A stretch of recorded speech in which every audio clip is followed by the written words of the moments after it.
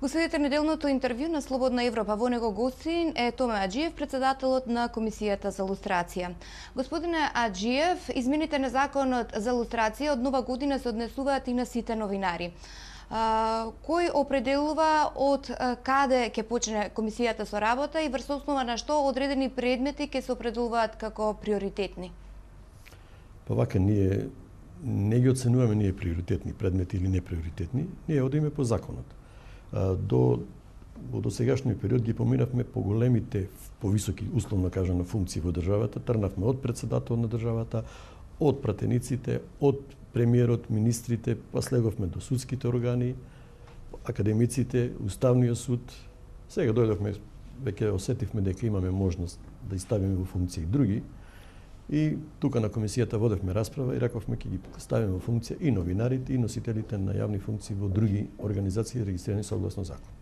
Тоа влегуваат веќе невладини организации, политички партии, верски заедници и новинарите, односно основачите на приватни медиуми и пишани електронски и новинарите и уредниците.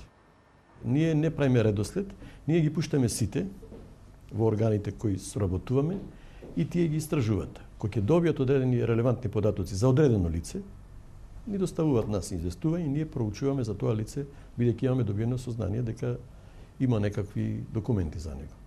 Значи, приоритет не правиме. Сите се за нас исто битни. Знаете ли што ќе правите ако се утврди дека некои новинари соработувале со тајните служби? Знаеш ли тоа дека сите медиуми треба да се ослободат од новинари кои што соработувале со тајни служби, или ќе се проценува секој случај поотделно? Во поранешниот пред измените на законот, на сите овие приватни медиуми му беше дадено како можност во нивните акти да го предвидат тој дополнителен услов за вршење на јавна функција. Меѓутоа, со измените на законот тоа се стави како задолжителна обврска. Доколку се утврди дека некој уредник или новинар од приватните медиуми, дали пишан или електронски, бил соработник со тајните служби, обврска е на собственикот, прво да ги предвиди тие одредби во нивниот акт и второ да извести комисијата дека тој акт е изменет, внесени се одредбите каде што се бара дополнителниот услов за вршење на јавна функција и трето на негова обврска или одговорност тој ако не сака да го разреши од. Ние не можеме, а ние само ќе констатираме дека тој не го исполнува условот за вршење на таква дејност. Значи ли тоа дека самиот медиум треба да проценува дали тој ја загрозува веродостојноста на самиот медиум? Но собственикот, основачот ќе си процени дали му е добро во неговиот медиум да има лице кое комисијата утврдила дека било соработник со тајните служби. Но кога лустрацијата ќе почне да важи еднакво за сите? Често пати оваа комисија се соочува со критики за селективност, па тешко е да се поверува дека кога и да е оваа комисија ќе почне да го отвара прашањето на одговорност на актуелни представници на функции од власта. Прво, комисијата не ги разликува носителите на јавни функции, дали се носители на јавна функција од опозиција или од власт или независни, како ги сакате да кажете. Комисијата, согласно приложените изјави до комисијата, ја спроведува верификацијата на факти.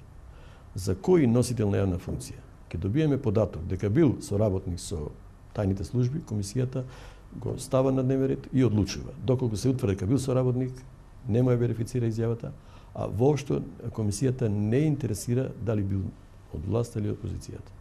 И мислам дека тоа е погрешно поставено прашање дека комисијата прави некаква селекција, некој бил од власт или опозицијата.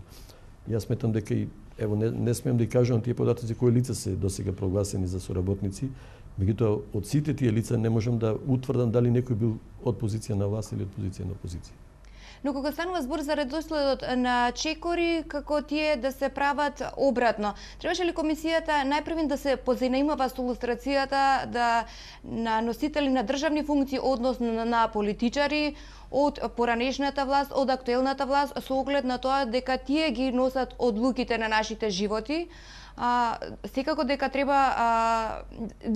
и новинарите не се над законот, но дури потоа би требало според некоја логика да дојдат на ред грешките на новинарите. Пак ќе кажам и претходно кажав дека сите се влезени во функција, сите се проверуваат. Кој прв ќе излези, ќе излезе. А може да излези условно кажам некој на висока функција. Ќе го провериме, ако е се утврди дека бил соработник, ќе го сработиме тој предмет, ќе го завршиме, продолжуваме понатаму. Ако излези новинар ќе биде. Нема селекција тука. Сите и мислам дека законот така е направен, сите се битни. Никој не е помалку битен или повеќе битен. Сите се битни, сите треба да се проверат. Комисијата работи со полн капацитет колку може, согласно можности што ги има, толкава динамика му дава. Сега сметавме дека е период што можеме да си дозволиме да пуштиме уште една група да влезат изјави кај нас, за да можеме да пуштиме повеќе во контрола и тоа ќе го направиме. Нема селекција воопшто, мислам. Сите се во функција на проверка. Дали досијата служат само за јавен линч и ако не, тогаш што по нивното објавување? Согласно законот, комисијата не прогласува, условно кажано или народски кажано, дека некој бил кодош. Комисијата има само две можности. Или изјавата која е дадена до комисијата да ја верифицира, доколку се утврди дека тоа лице немало соработка со тајните служби, или доколку има некакви податоци дека има одредени документи кои укажуваат на тоа дека имало соработка, да не ја верифицира изјавата. Нормално лицето кој ќе биде засегнато почнува да реагира. Ќе даде неслагање до комисијата. Законот вели доколку стави неслагање до комисијата, комисијата треба да изготви решение и да го упати во рок од 8 дена се поведи судска постапка. Доколку се поведи судска постапка и судот донеси соодветна одлука, комисијата е должна таа одлука да ја почитува. Каква ќе биде, ние ќе ја почитуваме. Комисијата досега утврди дека за околу 20 функционери постои сомневање дека се работувале со тајните служби. Најголемиот дел од нив се во процедура. Па од тие 20, еден предмет е завршен конечно, до првиот случај завршен е конечно.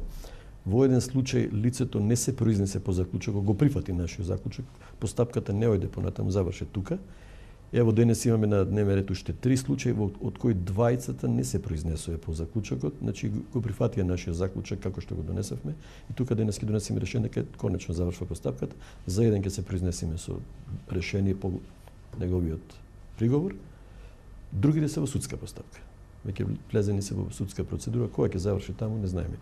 Инаку ние обврзни сме согласно закон да не ги објавуваме во јавноста, туку да кога ќе заврши конечно постапката да ги регистрираме во регистарот согласно закон.